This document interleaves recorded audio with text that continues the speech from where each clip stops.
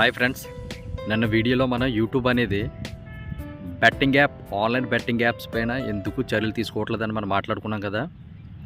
So దాన్ని మనం కన్క్లూజన్కి వద్దాం. ఎందుకు చర్యలు తీసుకోవట్లేదు అని నేను ఎందుకు మాట్లాడానంటే, ఏంటంటే యూట్యూబ్ కూడా one of the social media కదా.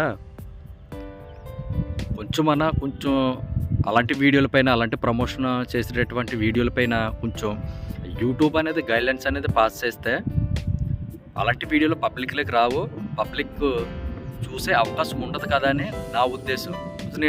కన్క్లూజన్ ఏంటంటే చిన్నది, ఒక 2 minutes. ఇప్పుడు రియల్గా జరిగింది అది.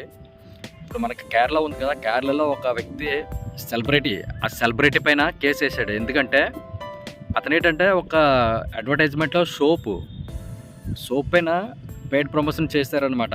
ఆ చేయడం వల్ల ఆ అడ్వర్టైజ్మెంట్ చూసి ఈ వ్యక్తి సోప్ కొనుక్కుండి వాడడం వల్ల ఏంటంటే కొన్ని రోజులకి అది స్కిన్ ఎలర్జీ కింద తయారైంది. స్కిన్ ఎలర్జీ కింద రావడం వల్ల ఏంటంటే అతను కేసు వేసాడు కోర్టు కూడా నష్టపరిహారం అనేది ఇప్పించడం జరిగింది.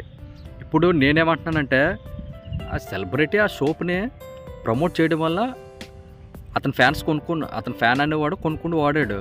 దానివల్ల ప్రాబ్లం అయింది. అందుకోసమని కేసు పెట్టాడు.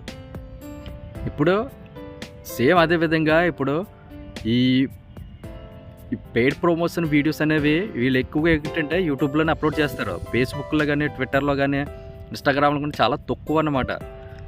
ఇది చేయడం వల్ల ఏంటంటే ఈ వీడియోలో చూడడం వల్ల పబ్లిక్ చాలా డిస్టర్బెన్స్గా తయారవుతుంది కదా. మనకు తెలుసు సమాజంలో ఏం జరుగుతుందో ఈ బెట్టింగ్ యాప్ల వల్ల.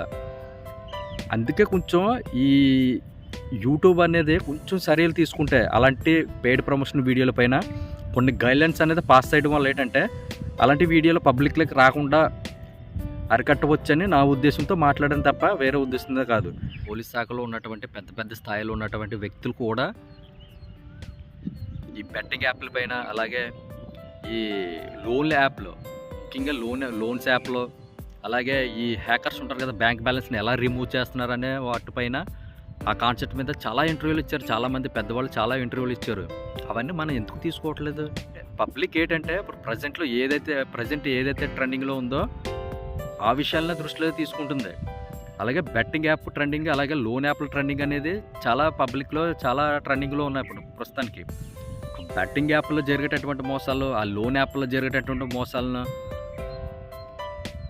తరచూ పబ్లిక్ తెలియజేస్తూ, ఆ పబ్లిక్ని మోటివేషన్ చేస్తూ, అలాగే ఈ క్యాంపులు అనేవి, అవేర్నెస్ క్యాంపులు అనేవి తరచూ పెడుతూ ఉంటే అందులో జరుగుతున్నటువంటి మోసాలను కూడా ప్రజల్లోకి ఒక ట్రెండింగ్ రూపంలో తీసుకెళ్తే చాలా వరకు ఇటువంటి దారుణాలు అనేవి చాలా వరకు తగ్గే అవకాశం ఉంటుందని నా ఉద్దేశం.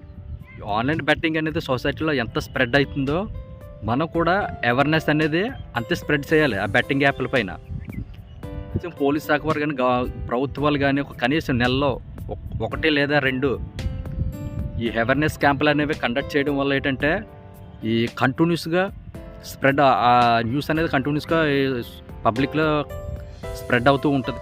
ఆ స్ప్రెడ్ అవ్వడం వల్ల ఏంటంటే వాళ్ళు కొంచెం జాగ్రత్త పడతారు. పోలీస్ శాఖ చేస్తే కొంచెం త్వరగా పబ్లిక్లో స్ప్రెడ్ అయ్యే అవకాశం ఉంటుంది. కాబట్టి నెలకు కనీసం 1 లేదా 2 పబ్లిక్లో ఈ బెట్టింగ్ యాప్ల పైన అవేర్నెస్ క్యాంపులు అనేది కండక్ట్ చేస్తే చాలా వరకు ఇటువంటి న్యూస్లు అనేవి, ఈ ప్రమాదాలు అనేవి తగ్గించే వారు అవుతారు పోలీస్ శాఖ వారు. ఫస్ట్ మన ప్రవర్తన, మన ఆలోచనలో మైండ్ సెట్ అనేది మార్చుకుంటే చాలా వరకు ఆ పోలీస్ శాఖలకి, ప్రభుత్వాలకి మనం సహకరించే వాళ్ళం అవుతాం. కాబట్టి ముందు మనం మారి వాళ్ళకి సహకరిస్తే వాళ్ళు చేయవలసిన డ్యూటీ వాళ్ళు చేస్తారు. సో కొంచెం యూట్యూబ్ అనేది కొంచెం ఒక అడుగు ముందుకేసి ఇలాంటి పెయిడ్ ప్రమోషన్ వీడియోలని ఒక గైడ్లైన్స్ అనేది పాస్ చేసి వాటిపై చర్యలు తీసుకోవాలని కోరుకుంటూ ఈ వీడియో పైన కన్క్లూజివ్ ఇచ్చానని నేను అనుకుంటున్నాను. నేను మాట్లాడేది మీకు తప్పు అనిపిస్తే చిన్న కామెంట్ పెట్టండి, వీడియోలన్నీ డిలీట్ చేస్తాను, నో ప్రాబ్లం. నాకు వ్యూస్ కానీ, టైం అవర్స్ కానీ నాకు అవసరం లేదు. నేను ఏంటంటే నార్మల్గా పెడుతున్నాను అంతే వీడియోలు. సమాజంలో నా చుట్టుపక్కల జరిగింది, నా ఫ్రెండ్స్లో జరిగింది. సో వాటి బేస్ మీద నాకు బాధతో పెడుతున్నాను తప్ప వేరే ఉద్దేశంతో కాదు. Thank you.